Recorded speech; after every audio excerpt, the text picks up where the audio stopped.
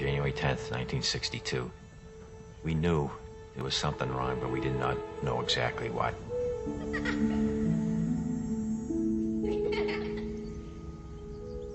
The doctor said, forget Rick. Put him away, put him in an institution. He's gonna be nothing but a vegetable for the rest of his life. We cried a little bit. We talked, and we said, no, we're not gonna put Rick away. We're gonna bring Rick home and bring him up like any other child.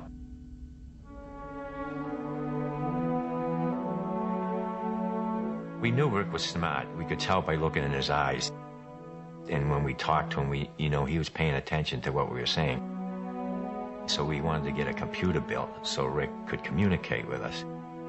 Everybody came to our house that night for Rick to say his first words. And everybody was betting, what is the first words Rick is ever going to say? His mom saying, it's going to be, hi, Mom. And me, the dad, saying, no, it's going to be, hi, Dad.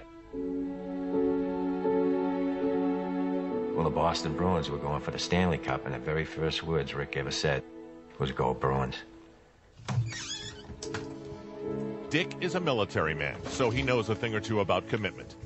This time, he's just months removed from a heart attack. This gift that he gives to his son, or is it the other way around? Either way, it all started when Rick heard about a charity run for a paralyzed athlete. He asked Dad, and Dad said yes.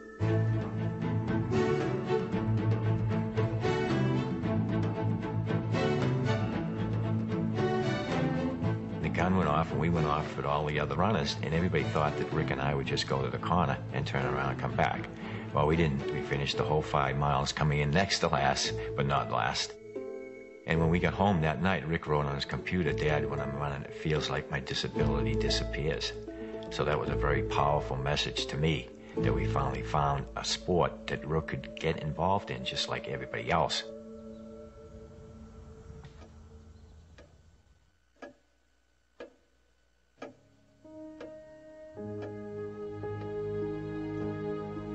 Rick is my motivator. He inspires me. To me, he's the one out there competing, and I'm just loaning him my arms and my legs so that he can compete. There's just something that gets into me when I'm out there competing with Rick that I can't explain it, and we're able to go faster. And it's just an unbelievable feeling.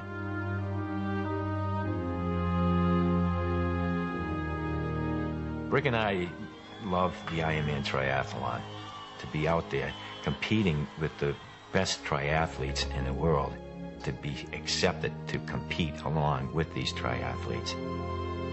Just to be out there on that pier with all the other triathletes and then waiting in the water for that cannon to go off, it was just so exciting. The feeling coming down the finish line at Leahy Drive, it's just an awesome experience. With the crowd there, all the excitement, the noise, and the announcers announcing, all your adrenaline just gets flowing.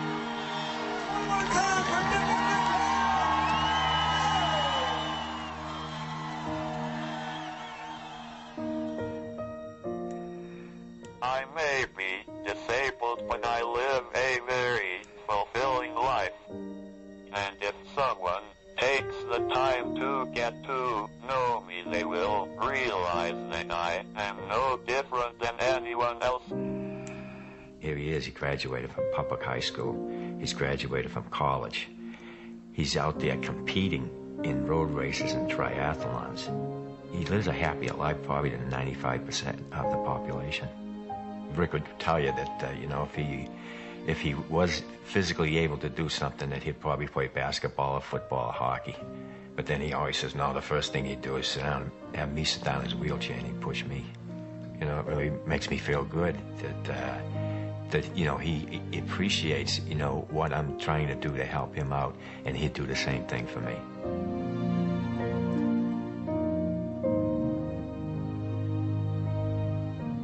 Our message is, yes, you can. You can do anything you want to do as long as you make up your mind. You can do it.